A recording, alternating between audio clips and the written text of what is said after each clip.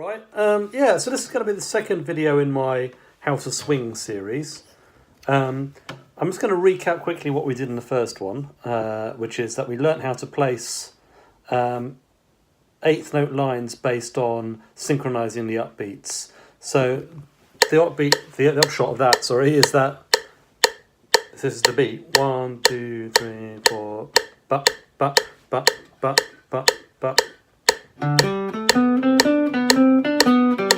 The idea is, from that example, hopefully you can hear that I'm playing relatively straight in terms of the dot of my playing, so the inequality isn't pronounced. I'm not going do da dee da dee da dee da dee da, which is kind of bad sort of fake swing. But so I'm playing quite straight, but catching the upbeats.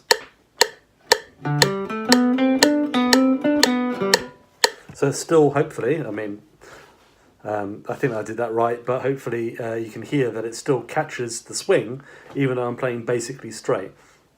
And a lot of musicians have given us advice over the years, and I think it's, broadly speaking, a very good idea. So that's why I really talked about it in the first video. Straighten out your playing, but feel the upbeats. So that's really quite simple advice. That you can go more into the science of it, absolutely, if you want to, but I'm not sure if that necessarily helps one's playing. I think it's often good to just sort of intuit these things to a degree, but have enough of a help from the teacher that you can find it easier to intuit. And that sort of ba ba da da da da da da da, this kind of thing.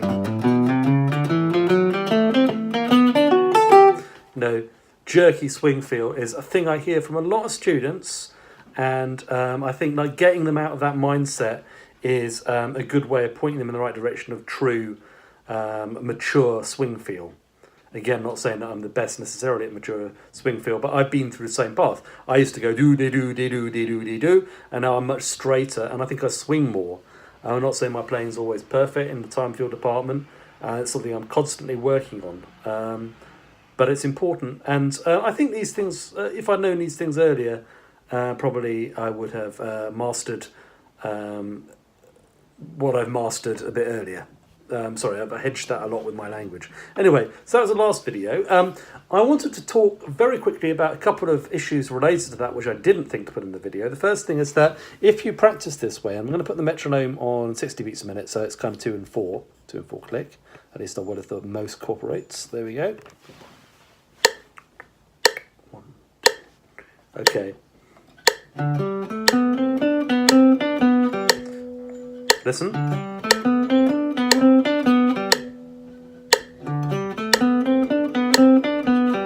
Hopefully you can hear there, by listening to the click and where my playing is. I think the second one was a bit shonky, but the other two I think were okay. I'll know more when I hear them playback. But if you listen, you can find out that the click is not actually coinciding with my playing, but I'm still playing with the click. I'm playing around the click.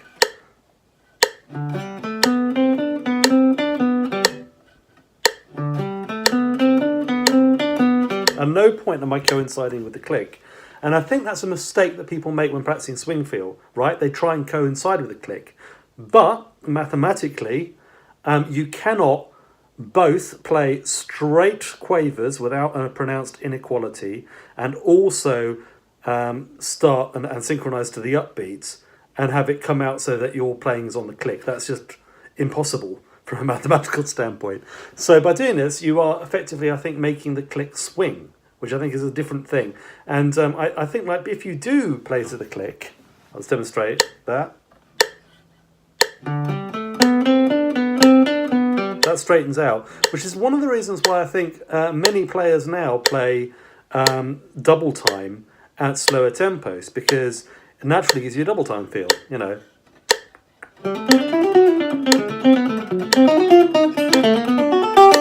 to synchronize with the click in that way. It gives you that kind of digga-dagga-digga-dagga-digga-dagga-digga-dagga-dee, which can swing. I'm not saying it's bad, but it's just a stylistic trope I've noticed. Like actually, Pasquale Grasso points out, although this video was taken down, so I can't link to it, he points out that actually it's very hard to swing at the sort of Charlie Christian Rose-room tempo, which is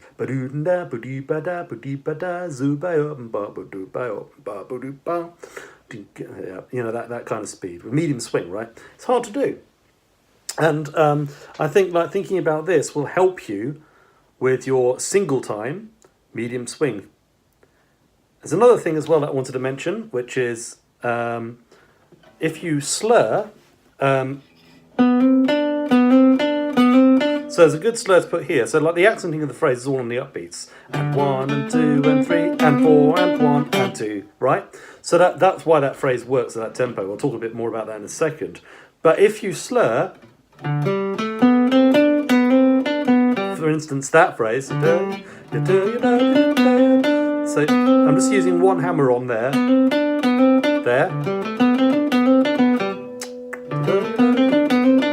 it brings it even more to life. But the thing is, it's actually quite hard to slur with an inequality. It's like, I don't think I could go, let me try. You know, oh, it is possible, but I think naturally by using a slur, you tend to sort of straighten out your playing anyway. And this kind of slurring is something which you often hear in, you know, in players.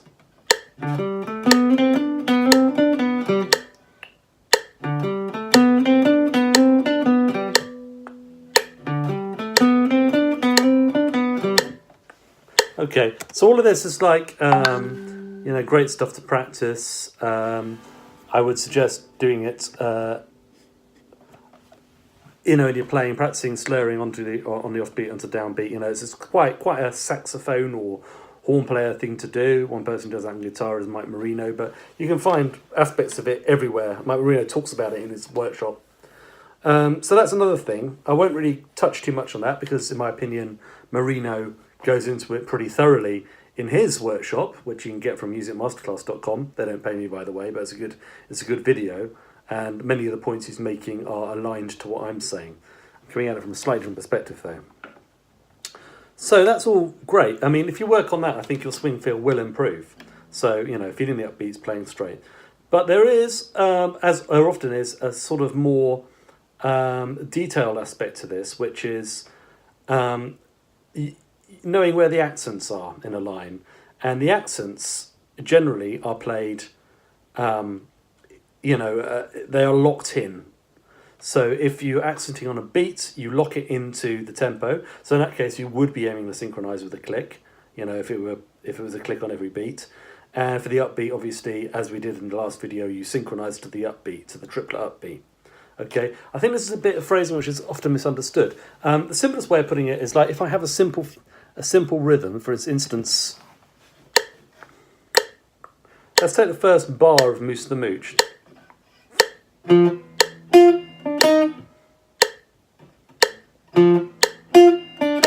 What I'm going to do, I'm just going to put it out to a click every beat.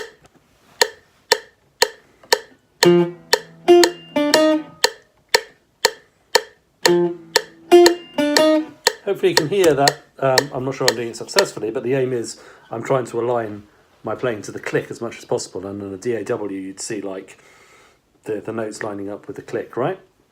At least that's the idea. So this concept is, I mean, really, because we're not playing eighth note lines there, we're just playing. That's where the notes are. There's like 3 accents and 4 notes. 1, 2, and 3, and 4. So like there's 2 on the beat, and if I count 1, 2, and 3, and 4. 1, 2, 3, 4. 1, 2, and 3, and 4. Okay, I'm lining everything up, right? And that and 4 and 4 and 4 and 4. 1, 2, and 3, and 4 is you know, ba-da, da-da, that's fine, right? So I'm lining up the D with the and, the 3 and the E flat with the 4. And that creates an inequality, but that's fine because it's not an extended 8th note line. Okay. So, I mean, that counts for like rhythm comping and stuff as well. So if I comp a Charleston rhythm, 1, 2, and 3, 4, 1, 2, and 3, 4, 1, 2, and 3, 4, 1, 2, and 3, 4, 1, 2, and 3, 4, 1, 2, and 3, 4, 1, 2, and 3. I'm playing those notes in time. 1, 2, and 3, 4, 1, 2. If I play it with a click, 1, 2, and 3, 4, 3, 4, 3. so those are the sort of things you can align with the metronome, right? Because it's simple. It's like you just want to play that in time, right? There's no funny stuff, okay? So that's fine. So we're really talking about the difference between eighth note lines. So you can kind of go between the eighth note lines, align in the way that we talked about in the last video, and then like simpler phrases with like beats and offbeats according to the metronome, right? What becomes a little bit more interesting is when the two things are combined, and really we're going to talk about accents, because accents in the line are important. Not all notes are played equally in an eighth note line. I think there's been a move to sort of equalise out a lot of eighth notes in jazz, and some players actually play that way, and it's possible to swing that way. But I think if you listen to Charlie Parker, you find like quite an extraordinary variation between all the elements of rhythm. So with that in mind, we're going to take dip a toe slightly into some of the stuff you can be thinking about. So for instance, like if I take the line from the first bar or so from Anthropology, 1, 2, and 3, and 4, and 1, 2, 3, 4, right? That phrase. I'm not playing every note the same. You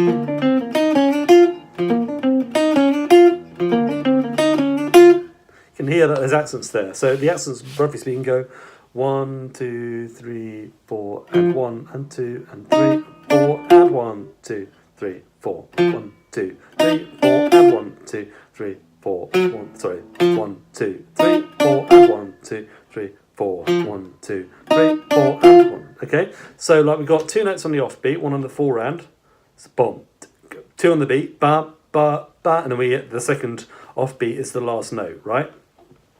So with that in mind, if we were just playing those four notes, we'd probably try and synchronise them as much as possible, again, to the metronome. 2, 3, 4, 2. Sorry, let's try that again. 3, 4, 1, 2.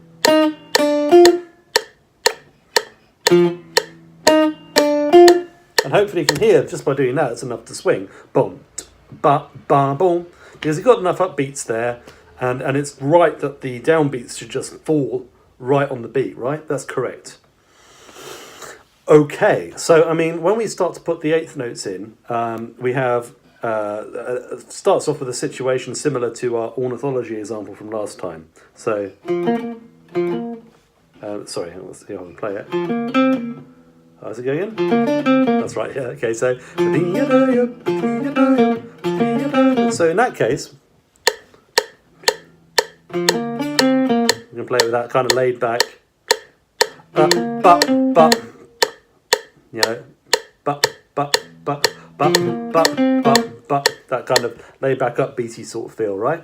That's fine. But when we come to these, we want to put these two notes on the beat. We've got a sort of passing tone in between them.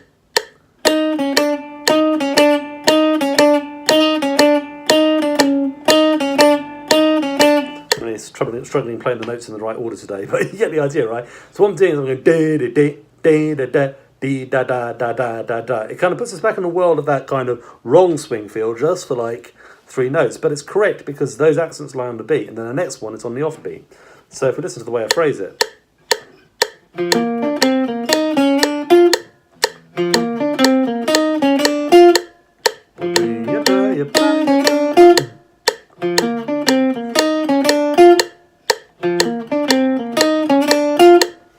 It's kind of quite intuitive, but there's a slight acceleration, ever so slight. We're talking about micro rhythms here. It's very small distinctions I'm talking about.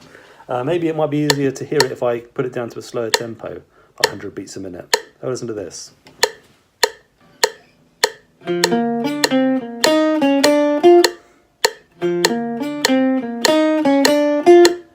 Maybe even slower, 80 beats a minute.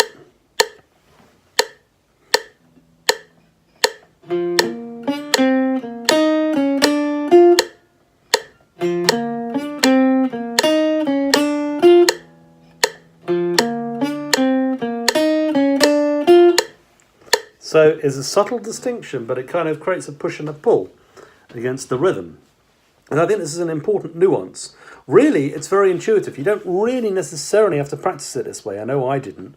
So for instance, when I play Anthropology, I'm thinking, apart from that I can't play it, I'm thinking about, you know, where the rhythmic emphasis lies, which approximately kind of, well, at least approximately follows the 3/2 clave, right?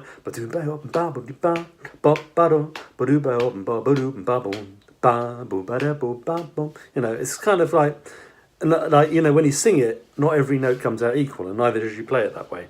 I'll just give you an example of how it would sound if I was to use the placement in the last video for the whole phrase. But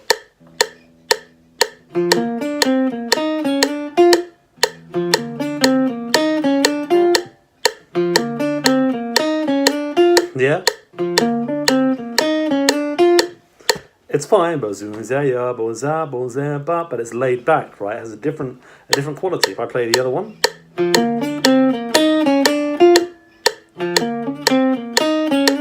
okay.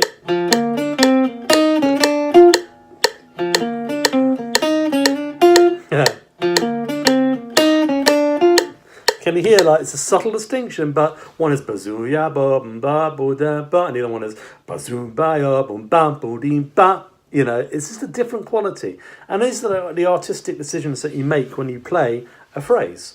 I'll give you a few more little special cases. The first one is the triplet, and there's two main types of triplets we come across in bebop lines. The first is the turn. So, for instance,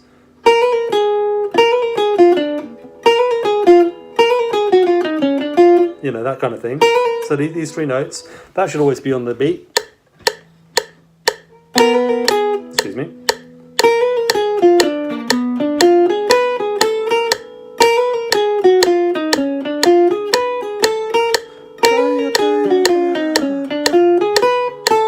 Okay, so you notice that notes, but particularly on the third one, what I did is I played the triplet on the beat and then moved to move back to the kind of phrasing we had in the first video, so it's more laid back, right? Again, it depends on what the accents are in your line. So we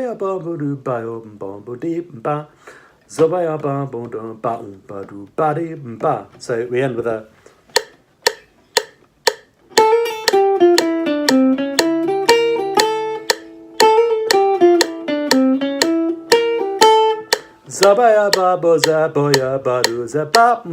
Okay, and then we end on the beat, right? So we start with the triplet, okay? Another kind of triplet that we'd like to come across is the arpeggio triplet. So here's a good example of that. For instance, or now you'll notice that I've got an upbeat before it. 1, 2, 3, and 4, and a 1, 2, 3. But just the triplets. And this tempo.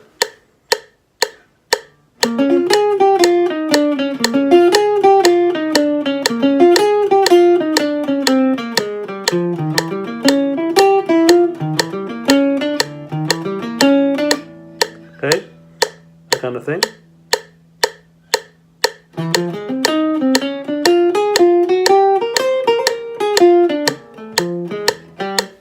Okay, so again, it's like, use both kind of triplets in that line. It's like, you know, this, again, like the accents on the beat kind of pulls the rhythm into a slightly different place. It's like Charles McPherson, the great sax player, described it as being like you're pulling back a bowstring and then you know, and you're letting the arrow go, and then the arrow is like, you know,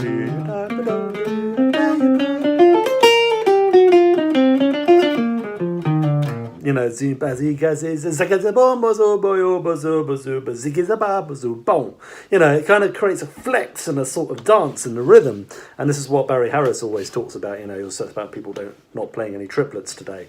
And I think, like, it does add something, you know, it adds a certain kind of elasticity to the rhythm because the placement changes. If you want to look at it scientifically, I mean, it's not necessarily that helpful, but you can think of the eighth note line as lining up with the upbeat, and the triplet also lines with the upbeat. Because the triplet is a triplet, then it makes sense for that triplet to be played completely in time, you know. 1, 2, 3, 1.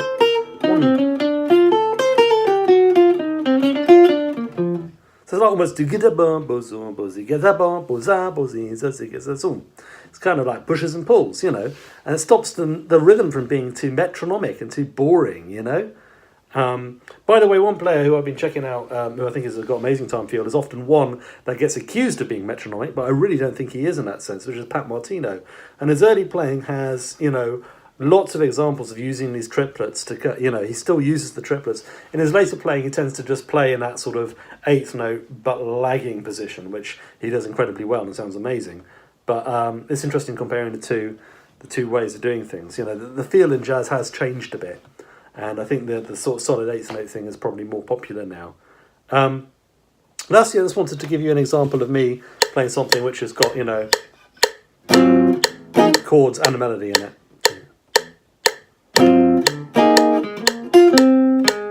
Sorry.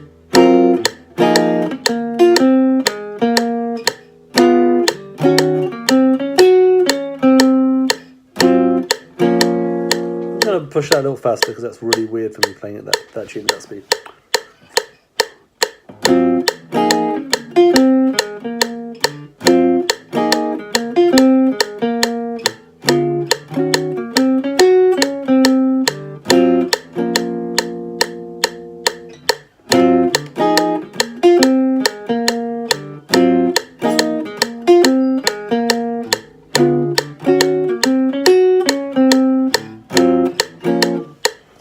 So it's quite natural to me, so I don't know whether you can tell.